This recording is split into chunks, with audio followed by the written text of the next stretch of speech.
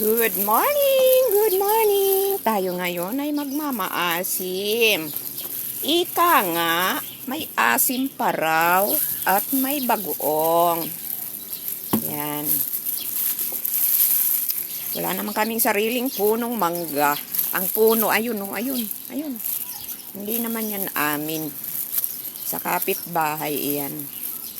Tapos itong Indian na binabalatan ko, may nagbigay na mabait na kapitbahay.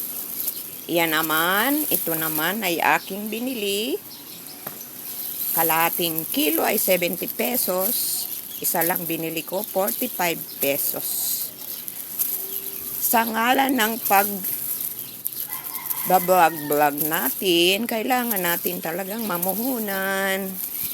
Kaya ayan, bumili kami ako lang pala, bumili ako ng mangga kahapon, palengke, tapos ito, nung isang araw pa, 50 pesos ito, yung maliit nito ay 35. Maliit lang yan na garapon.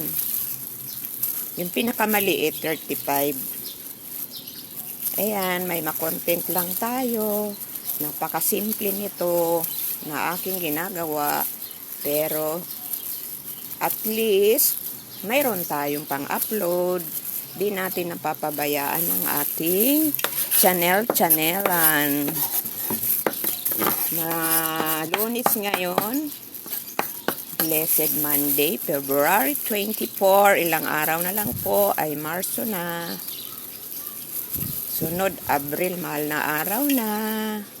Yung mga magbabakasyon dyan. Malapit na ang inyong bakasyon.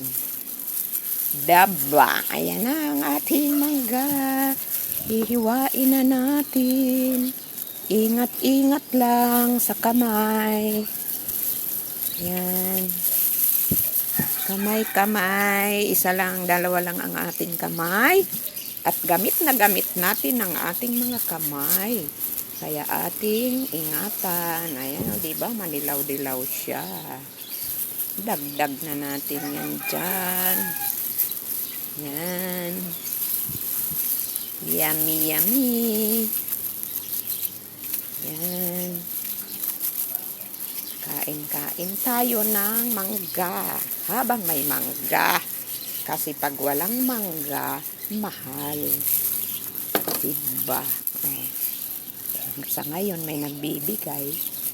Ayan, pagka namunga yan, mangga na yan, ang may-ari niyan, hindi madamot. Namimigay siya. Pinamimigay niya lang yan. Yan. May mga bulaklak na. May mga bulaklak na siya. Mataas yan. Mataas yan.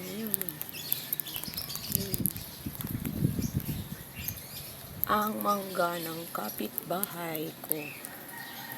Yan. Bye-bye. Thanks for watching mga kaibigan, mga kalablab, mga kawaiti. Ayan. Kalami ba? Masiramon ini. Sabi sa Bicol, masiram. Bye-bye.